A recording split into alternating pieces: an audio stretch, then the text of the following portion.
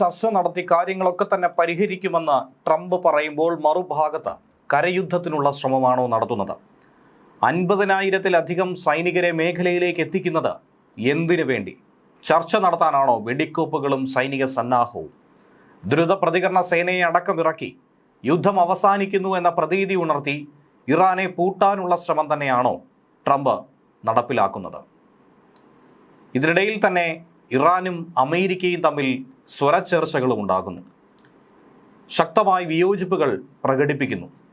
വെടിനിർത്തൽ പ്രാബല്യത്തിൽ വന്നുവെന്ന് പറയുന്നെങ്കിലും പൊട്ടലും ചീറ്റലുമായി പലയിടത്തും വിഷയങ്ങൾ ഉരുത്തിരിഞ്ഞു വരികയാണ്. പാകിസ്ഥാന്റെ മധ്യസ്ഥതയിലായിരിക്കും അമേരിക്ക ഇറാൻ സമാധാന ചർച്ചാ ശ്രമമെന്നാണ് പ്രസിഡന്റ് ട്രംപ് പറഞ്ഞത്. തൊട്ടു പിന്നാലെ പശ്ചിമേഷ്യയിലേക്ക് അമേരിക്ക 2000 കരയിലൂടെ പ്രവേശിക്കാൻ കഴിയുന്ന സൈനികരെ കൂടി അയക്കുന്നു.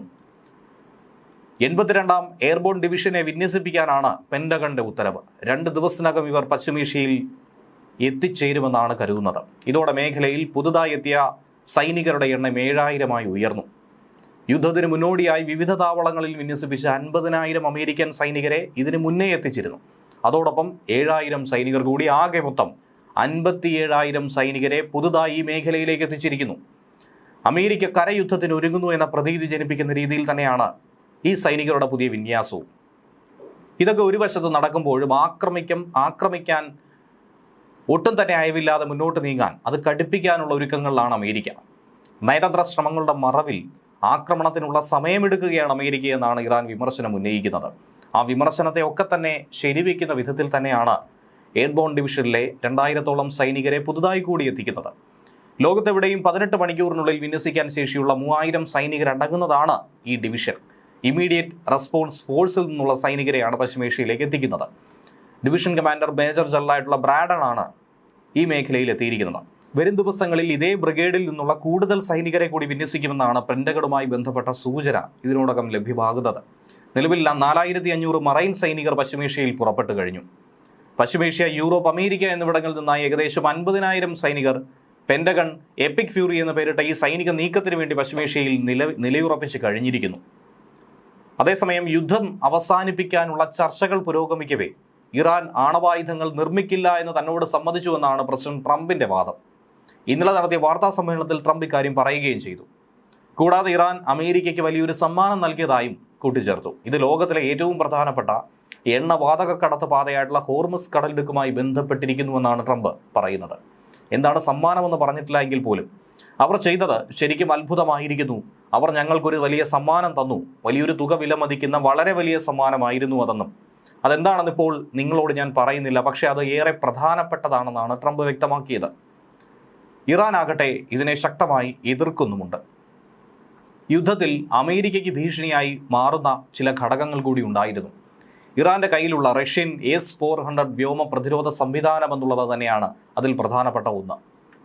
ഹോർമുസ് കടലിടുക്ക് തുറക്കണമെന്ന് ഇറാൻ നൽകിയ അന്ത്യശാസനത്തിന് പെട്ടെന്ന് തന്നെ 5 ദിവസത്തെ ഇടവേള ട്രംപ് എന്തുകൊണ്ട് പ്രഖ്യാപിച്ചു? ഇതിനെ കൂടി മറികടക്കാൻ വേണ്ടിയുള്ള ഒരു തയ്യാറെടുപ്പായിരിക്കും ഇതിന് പിന്നിലുള്ളതെന്നാണ് കരുതുന്നത്. അമേരിക്കയുടെ 5ാം തലമുറ യുദ്ധവിമാനങ്ങളെ പോലും തകർക്കാൻ ശേഷിയുള്ള മിസൈലുകൾ അടങ്ങിയതാണ് പ്രതിരോധ സംവിധാനമാണ് S-400. അമേരിക്കൻ വ്യോമസേനയുടെ അഭിമാനമായിട്ടുള്ള F-35 സ്റ്റെൽത്ത് വിമാനം തകരാറ് പറ്റി ഗൾഫിലെ വ്യോമതാവളത്തിൽ അടിയന്തരമായി ഇറക്കേണ്ടി വന്ന സാഹചര്യം നമ്മൾ അറിഞ്ഞതാണ്.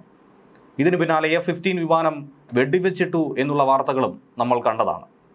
ഇതൊക്കെ തന്നെ S-400ന്റെ കരുത്താണെന്നാണ് നിലവിൽ വിശേഷിപ്പിക്കുന്നത്. ഇറാന് ശക്തമായി തിരിച്ചടിക്കാൻ റഷ്യൻ സഹായമുണ്ടെന്നുള്ള റിപ്പോർട്ടുകൾ തന്നെ ശരിവെക്കുന്നു. യുദ്ധം മുറുകിയപ്പോൾ തന്നെ ഇറാനെ സഹായിക്കാൻ റഷ്യ S-400 യൂണിറ്റുകൾ എത്തിച്ചുവെന്നാണ് വിവരം. റഷ്യൻ സൈനികർ ഇത് ഓപ്പറേറ്റ് ചെയ്യുന്നുവെന്നും ചില ആരോപണങ്ങളുണ്ട്. ഇറാനുമായുള്ള യുദ്ധം അവസാനിപ്പിക്കുന്നതിൻ്റെ ഭാഗമായി വെടിനിർത്തലിനുള്ള നിബന്ധനകൾ ഇറക്കിയ അമേരിക്കൻ പ്രസിഡന്റിന്റെ മറുപടിക്ക്, ആ പ്രസ്താവനയ്ക്ക് ശക്തമായി തന്നെ ആഞ്ഞടിച്ചിരിക്കുന്നു ഇറാൻ. വെടിനിർത്തൽ നടത്തണമെങ്കിൽ ആദ്യം ചെയ്യേണ്ടത് പശ്ചിമേഷ്യയിലെ അമേരിക്കൻ സൈനിക താവളങ്ങൾ അടച്ചുപൂട്ടുകയാണ് വേണ്ടതെന്നാണ് ഇറാൻ പറയുന്നത്. ഹോർമുസ് കടലിടുക്കിന്റെ ഉപരോധത്തിലും നിലപാട് കടുപ്പിച്ചു തന്നെയാണ് ഇറാൻ നിലകൊള്ളുന്നത്. ഹോർമുസ് കടക്കാൻ വിദേശ കപ്പലുകൾ ഇറാന് ട്രാൻസിറ്റ് ചാർജ് നൽകണമെന്ന് തന്നെയാണ് ഇറാന്റെ തീരുമാനം. മാറ്റമില്ല.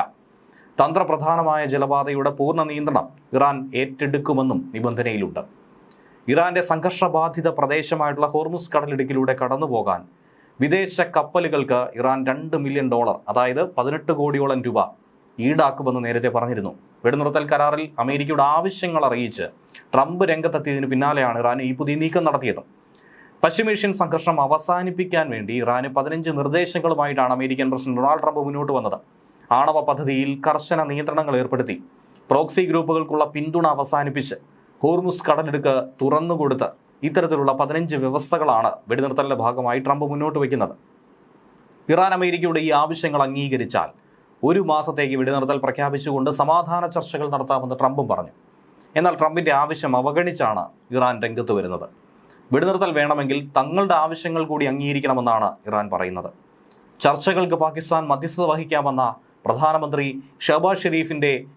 പ്രധാനമന്ത്രി ഷെഹബാസ് ഷെരീഫിന്റെ സോഷ്യൽ മീഡിയ പോസ്റ്റ് അടക്കം ട്രംപ് പങ്കുവച്ചിരുന്നു. അമേരിക്ക തയ്യാറാക്കിയ 15 സമാധാന പദ്ധതി പാകിസ്ഥാൻ ഇറാന് കൈമാറി കഴിഞ്ഞുവെന്നും കരുതുന്നു. എന്നാൽ ഇതിന്റെ അടിസ്ഥാനത്തിൽ ചർച്ചകൾ നടത്താനുള്ള നിർദ്ദേശം ഇറാൻ സ്വീകരിക്കുമോ എന്നത് കണ്ടറിയണം. ഇസ്രയേൽ അതിനെ പിന്തുണയ്ക്കുമോ എന്നുള്ളതും മറ്റൊരു വസ്തുത. അമേരിക്കയുമായി ചർച്ചകൾ നടക്കുന്നുണ്ടെന്ന ട്രംപിന്റെ അവകാശവാദങ്ങൾ നേരത്തെ തന്നെ ഇറാൻ പരസ്യമായി നിഷേധിച്ചിരുന്നു. ആക്രമണങ്ങൾ അവസാനിപ്പിക്കുമെന്ന് ട്രംപ് പറഞ്ഞതിന് ശേഷവും ഇസ്രയേൽ ടെഹ്റാനിലെ സർക്കാർ സംവിധാനങ്ങളെ ലക്ഷ്യമിട്ടുകൊണ്ട് ആക്രമണം നടത്തുന്നുണ്ട്. ഇറാനും ഈ ആക്രമണം തുടരുന്നു. ഇതിനിടെ ചൈനീസ് വിദേശകാര്യമന്ത്രി വാങ് യി ചൊവ്വാഴ്ച ഇറാൻ വിദേശകാര്യമന്ത്രിയുമായി ഫോണിൽ സംസാരിച്ചു. സമാധാനത്തിനുള്ള അവസരങ്ങൾ എല്ലാ കക്ഷികളും പ്രയോജനപ്പെടുത്തണമെന്നും ചർച്ചകൾ ഉടൻ ആരംഭിക്കുമെന്നും പ്രതീക്ഷിക്കുന്നതായി ചൈനീസ് വിദേശകാര്യ മന്ത്രാലയം തന്നെ അറിയിച്ചു. ഇറാന്റെ എണ്ണ ഏറ്റവും കൂടുതൽ വാങ്ങുന്ന രാജ്യവും ഇറാന്റെ ദീർഘകാല സഖ്യകക്ഷിയുമാണ് ചൈന.